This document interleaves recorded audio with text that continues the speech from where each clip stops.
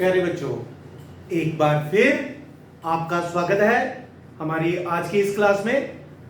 आज एक बार फिर हम मैट्रिक्स चैप्टर को कंटिन्यू करते हुए आज का जो हमारा टॉपिक है वो है ट्रांसपोज ऑफ ए मैट्रिक्स।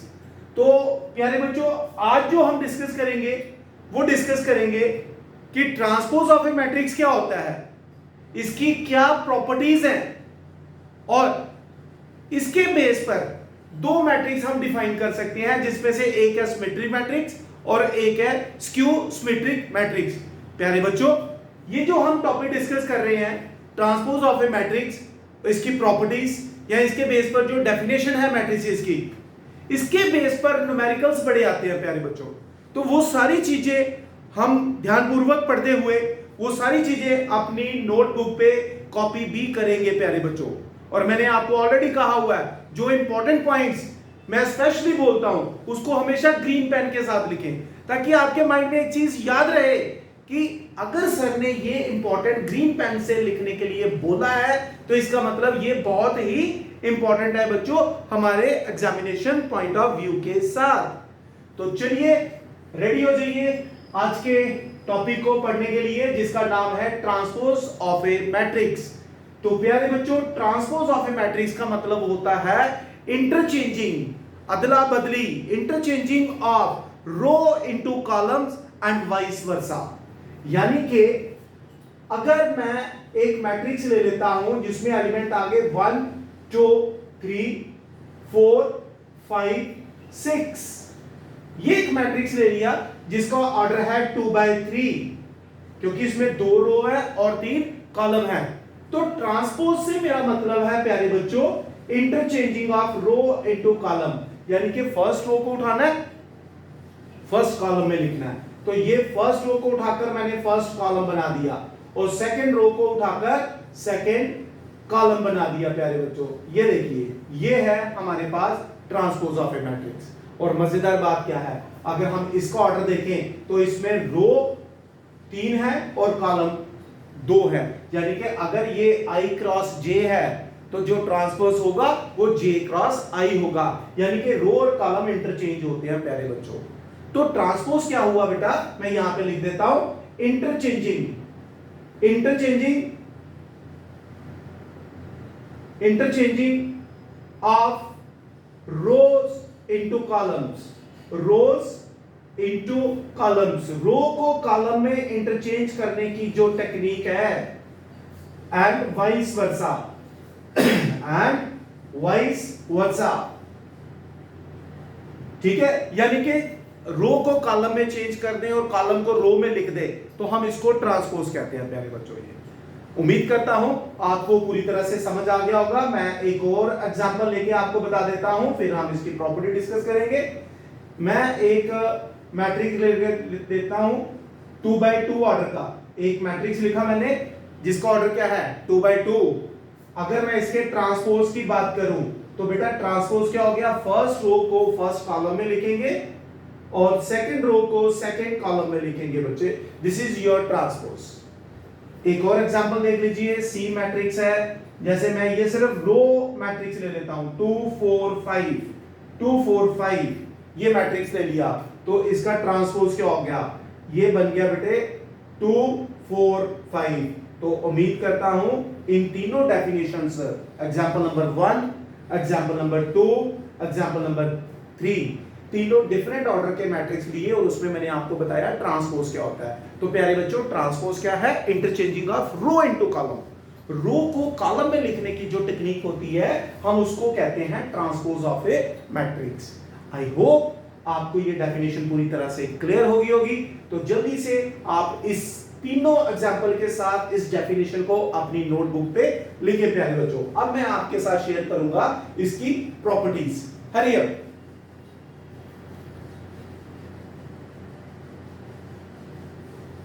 और एक और चीज, हर बार की तरह मैं बोलूंगा कि आपने जो भी मेरी वीडियोस आप देख रहे हैं, जो भी फॉलो कर रहा है क्लास 12 का बच्चा, अभी बड़ी जल्दी मैं क्लास 11 की वीडियोस भी बनाने जा रहा हूं, तो जो भी बच्चा इसको फॉलो कर रहा है अपने सारे दोस्तों के साथ, अपने क्लासमेट्स के साथ इसको शेयर करें और उनको बोले लाइक और सब्सक्राइब करें, सो दैट मेरी आने वाली वीडियोस के बारे में उनको पहले से ही पता चल जाए बच्चों।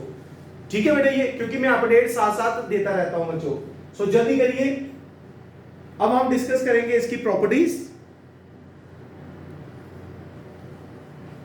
तो हमारा अगला स्टेप है इसमें properties of transpose of a matrix, जिसमें मेरी पहली प्रॉपर्टी है a plus B whole transpose is equal to a transpose plus b transpose, a transpose plus b transpose, यानी कि transpose of sum of two matrices, transpose of sum of two matrices, sum of two matrices is equal to sum of their transposes, first property है प्यारे बच्चों, ध्यान से। मैंने क्या लिखा, मैंने ये लिखा कि a प्लस बी का होल ट्रांसपोज जो है वो किसके इक्वल है, a transpose plus b transpose. अगर यहां सबट्रैक्शन का साइन होगा तो यहां भी सबट्रैक्शन का साइन आएगा बच्चों। ये है हमारी प्रॉपर्टी नंबर 1। प्रॉपर्टी नंबर 2 है a into B whole transpose is equal to, जैसे यहां पे लिखा ना a प्लस बी ट्रांसपोज, पहले a का ट्रांसपोज b का ट्रांसपोज, लेकिन जब मल्टीप्लिकेशन हो तो वहां ऐसा नहीं होगा कि इसको a transpose into b transpose लिखेंगे। इसको बेटा पहले b का ट्रांसपोज फिर उसके बाद a का ट्रांसपोज लिखेंगे। इसको बोलते हैं हम रिवर्सल लॉ। क्या कहते हैं इसको, रिवर्सल लॉ।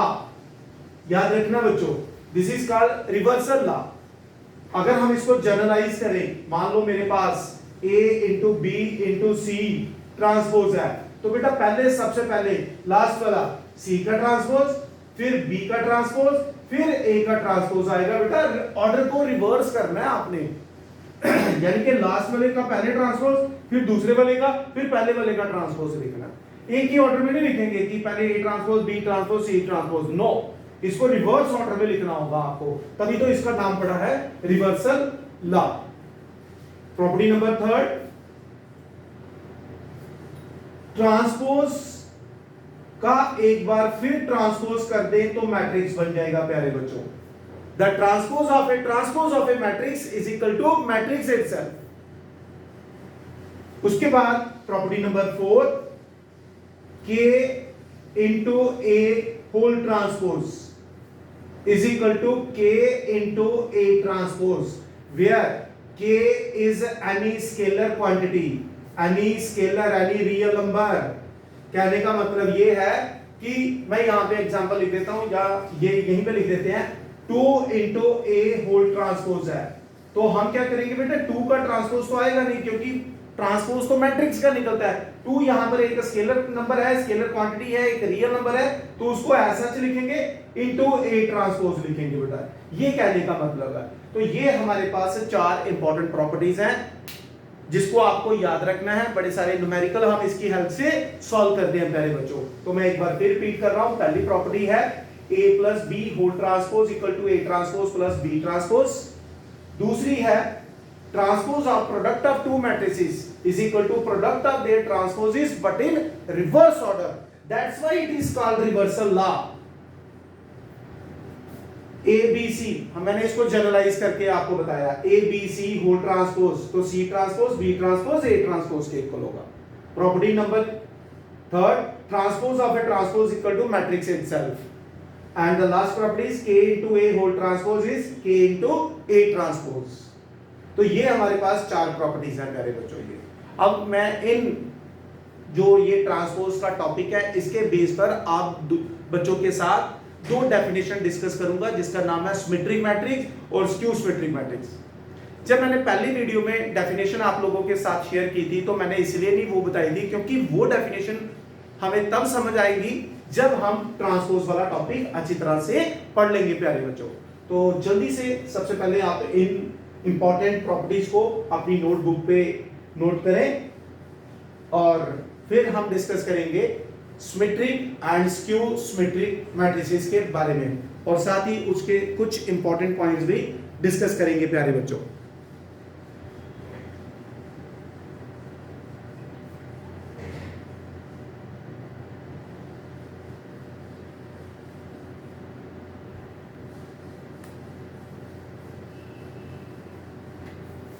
ये जो नीचे लिखा हुआ है इसको ऐसे लिख सकता हूं, 2 into a transpose is equal to 2 a transpose, ये लिखा हुआ है बेटा, ये जो बॉटम में है, ठीक है। साइड पे भी मैं लिख देता हूं, 2 का कोई ट्रांसपोज नहीं निकलेगा क्योंकि 2 एक स्केलर क्वांटिटी है, तो 2 को हम वैसे लिखेंगे इनटू ए ट्रांसपोज करेंगे प्यारे बच्चों ये। तो चलिए अब हम इसके बाद डिस्कस करते हैं दो डेफिनेशंस।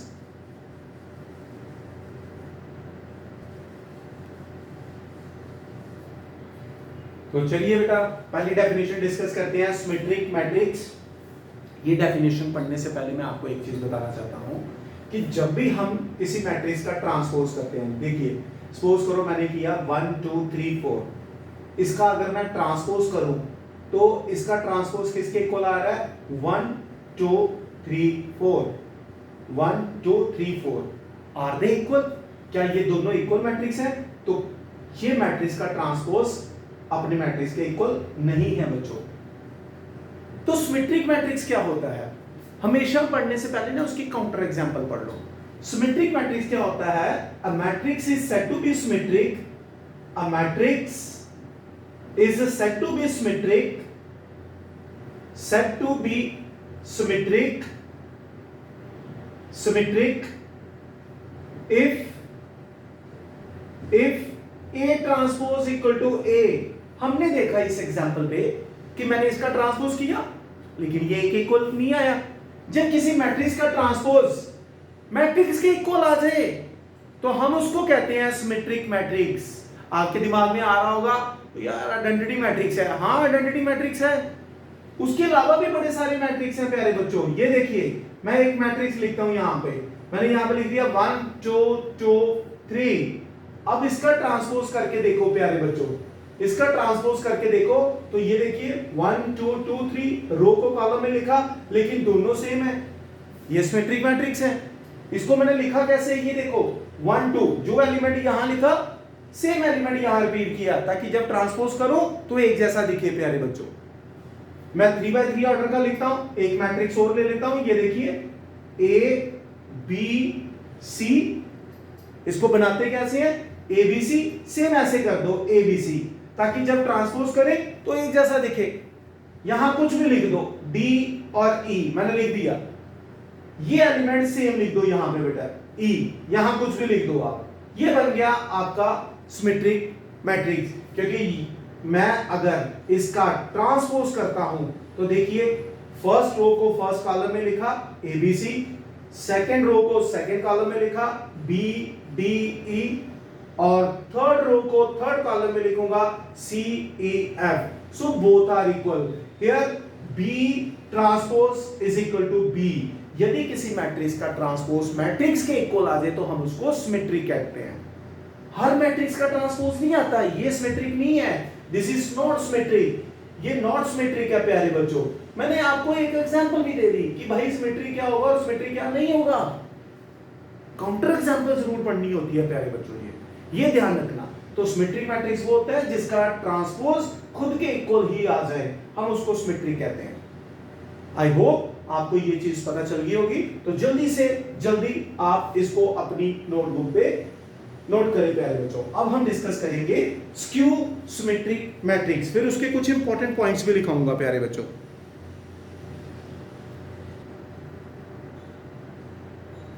आगे बढ़ते हैं, skew symmetric matrix. A matrix is said to be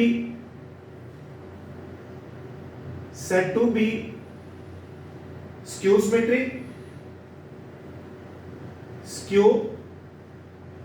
symmetric, if A transpose is not equal to A, rather it is equal to minus A। Symmetry क्या होता है, A ट्रांसपोज A के इक्वल आ जाए। Skew symmetry क्या होता है, A transpose equal to minus times A आए, A ना आए, माइनस टाइम्स A आए, तो हम उसको स्क्यू सिमेट्रिक मैट्रिक्स कहते हैं। फॉर एग्जांपल मेरे पास एक मैट्रिक्स आ गया 0 2 -2 एंड 0। तो प्यारे बच्चों याद रखना स्क्यू सिमेट्रिक मैट्रिक्स के मेन डायगोनल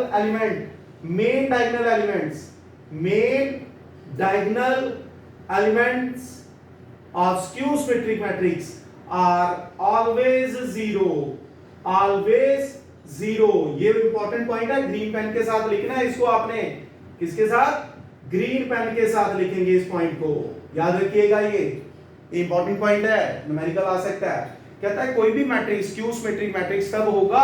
अब आप इसका ट्रांसपोज करके देखो पहले। तो जब मैंने इसका ट्रांसपोज किया तो ये आ गया 0 2 -2 एंड 0। ये तो एक के बराबर नहीं आया, लेकिन यदि मैं इसमें से माइनस कॉमन ले लूं तो 0 से तो फर्क नहीं पड़ता, ये +2 हो गया, ये -2 हो गया और ये 0 आ गया। तो आप देख रहे हैं कि a का ट्रांसपोज माइनस टाइम से 1 1 को ला रहा है प्यारे बच्चों। तो जब a का ट्रांसपोज माइनस टाइम से 1 1 को लाए तो हम उसको कहते हैं स्क्यू सिमेट्रिक मैट्रिक्स। इसके मेन डायगोनल एलिमेंट हमेशा 0 होंगे, याद रखिएगा प्यारे बच्चों, ऑलवेज 0। आई राइट वन मोर एग्जांपल, एक और मैट्रिक्स के एग्जांपल दे देता हूं, 0 2 3 कुछ भी लिख दो यहां पे। इस एलिमेंट का नेगेटिव लिखना यहां पे, -2 -3, यहां दो जगह पे 0 डाल दो क्योंकि मेन डायगोनल एलिमेंट 0 है, तो यहां कुछ भी डाल देते हैं, 7 यहां -7 आ जाएगा, that's it. This is another example of skew symmetric matrix. इतना आसान तरीका होता है इसको लिखने का प्यारे बच्चों। तो ये था हमारे पास स्क्यू सिमेट्रिक मैट्रिक्स और मैट्रिक्स का बेसिक आइडिया। लेकिन ये आइडिया तभी होगा जब हमें ट्रांसपोज आएगा, ट्रांसपोज की प्रॉपर्टीज आ जाएंगी, और उसके बाद हमने आज इसमें डिस्कस किया सिमेट्रिक मैट्रिक्स और स्क्यू सिमेट्रिक मैट्रिक्स के बारे में प्यारे बच्चों। तो याद रखना बेटा, सिमेट्रिक मैट्रिक्स क्या होता है? अगर a का ट्रांसपोज a के इक्वल ही आ जाए, और यदि a का ट्रांसपोज -a के इक्वल आ जाए तो हम उसको स्क्यू सिमेट्रिक कहते हैं। और इसके मेन डायगोनल एलिमेंट हमेशा 0 होते हैं। ये इंपॉर्टेंट पॉइंट ग्रीन पेन के साथ लिखना है अपने प्यारे बच्चों। ये main diagonal element of skew symmetric matrix are always 0। और सबसे बड़ी बात क्या होती है, जो स्क्यू सिमेट्रिक मैट्रिक्स होता है इसका जो डिटरमिनेंट होता है, यहां पे लिख देता हूं point number 2, determinant of skew symmetric matrix of odd order. Odd, यहां पे ऑड डालता हूं पहले मैं। ऑड का मतलब हो गया 3/3 5/5 7/7। ऑर्डर का जो स्क्यू सिमेट्रिक मैट्रिक्स होता है इज ऑलवेज 0। उसका जो डिटरमिनेंट होता है ना वो हमेशा 0 होता है। और जो skew symmetric matrix even order का होगा, तीसरा पॉइंट है, इवन ऑर्डर का होगा skew symmetric matrix is always a perfect square। वो हमेशा एक परफेक्ट स्क्वायर बनता है, always a perfect square। ये 3 इंपॉर्टेंट पॉइंट याद रखना प्यारे बच्चों। आप देखो, अगर हम इसका डिटरमिनेंट निकालते हैं, जो भी हमने सीखना है वो मैं वहां पे भी जाके जब डिटरमिनेंट का चैप्टर आएगा तो वहां पे भी आपके साथ ये सारी प्रॉपर्टीज डिस्कस करूंगा प्यारे बच्चों। तो ये था हमारा आज का टॉपिक। पहला हमने डिस्कस किया ट्रांसपोज ऑफ ए मैट्रिक्स, दूसरा हमने डिस्कस किया उसकी प्रॉपर्टीज, और तीसरा इंपॉर्टेंट चीजें हमने डिस्कस की है सिमेट्रिक और स्क्यू सिमेट्रिक मैट्रिक्स। और स्क्यू सिमेट्रिक मैट्रिक्स के 3 इंपॉर्टेंट पॉइंट। पहला पॉइंट ये है कि इसके मेन डायगोनल एलिमेंट हमेशा 0 होते हैं। पॉइंट नंबर 2, जो स्क्यू सिमेट्रिक मैट्रिक्स होता है ऑड ऑर्डर का, यानी कि 3/3 5/5 7/7 9/9 11/11, उन सबका डिटरमिनेंट 0 होगा, जरूरत ही नहीं है सॉल्व करने की। तीसरा पॉइंट है कि जो इवन ऑर्डर का होगा, यानी कि 2/2 4/4, उसका जो डिटरमिनेंट निकलता है वो हमेशा एक परफेक्ट स्क्वायर होता है बच्चों।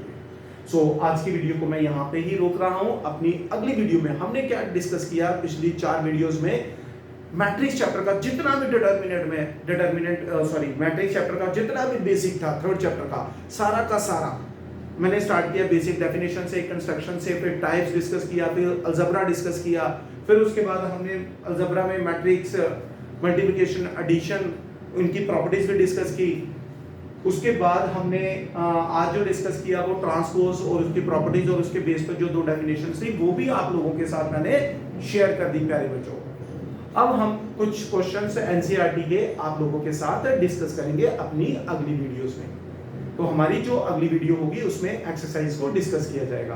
तो जिन बच्चों का पिछला कोई कंसेप्चुअल टॉपिक छूटा है तो वो कोई भी वीडियो मेरे चैनल पे जाके देख सकते हैं प्यारे बच्चों मैट्रिक्स चैप्टर की। सो आज के लिए हम इतना ही रखते हैं। अपनी अगली वीडियो में हम कल फिर मिलेंगे। तो एक बार फिर दोहराता हूं, मैं आपका अपना मैथ का सिकंदर, कि इस वीडियो को मैक्सिमम से मैक्सिमम बच्चों तक पहुंचाना है प्यारे बच्चों। Thank you very much, God bless you all बच्चों, जय हिंद।